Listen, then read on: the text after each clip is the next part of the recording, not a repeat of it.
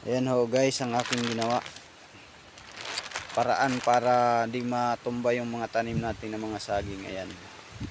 Binawasan natin ng mga dahon. Lahat. Ayan. Ayan. Binawasan natin mga guys ng mga dahon yung mga tanim natin na saging para kumbaga sakali ay dumating yung malakas na hangin ay hindi sila matutumba. Kasi hindi naman marami yung dahon. Kaya ayan. Yan lang ho guys ang diskarte na pwede. Bawasan natin yung mga dahon. Yan. Para di tayo malugi sa mga sakripisyo natin dito sa pagpapalaki. Yan o. Kaya binawasan na natin mga dahon para hindi sila matumba pag sakali yung bagyo ay lumakas. Yan, mayroon pa dito guys, marami-rami pa yung dahon nito kaya bawasan pa natin ng kunti. Ayan,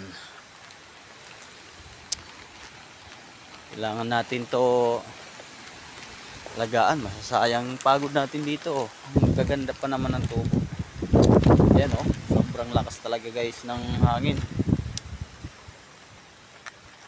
Kaya kailangan na talaga natin guys anuhin yung saging natin para hindi sila matumba. Unahan na natin, marami pa to. Ayan.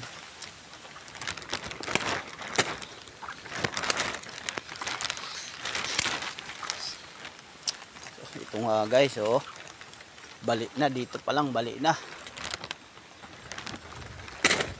Pinabalik na ng ano kaya nagbabalik dito, hangin.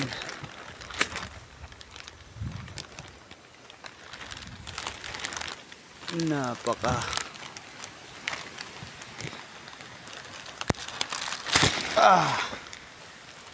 ito pa, bawasan pa natin to.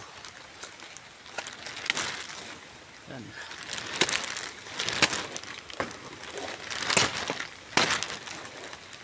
Yan.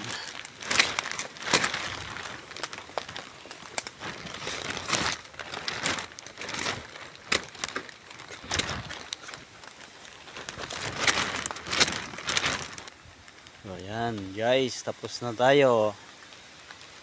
Di na yun siguro kung baga sakali man ay lumakas yung hangin, di naman siguro nyan titira naman siguro tayo nyan ng kalikasan. So hanggang dito na lang guys kasi malakas na yung hangin oh. Tsaka may ulan na rin. Ayan oh guys, yung mga dahon nagsasayawan na. Oh, hanggang dito na lang mga guys. Thank you.